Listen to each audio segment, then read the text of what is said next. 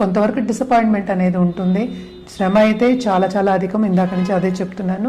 అలాగే పార్ట్నర్షిప్ బిజినెస్లో ఉన్న వాళ్ళకి కూడా కొంతవరకు పార్ట్నర్ వాకౌట్ అయ్యే ఛాన్సెస్ కూడా మనకి ఎక్కువ కనిపిస్తున్నాయి అన్నమాట.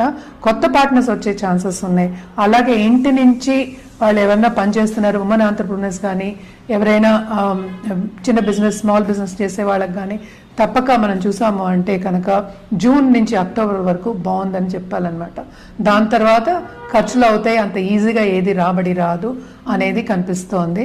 అలాగే చదువుకునే వాళ్ళకి స్టూడెంట్స్కి బాగుంటుంది. అండ్ ఆల్సో వాళ్ళు అనుకున్నది సాధించే ఛాన్సెస్ కూడా మనకి ఎక్కువ కనిపిస్తున్నాయి అన్నమాట.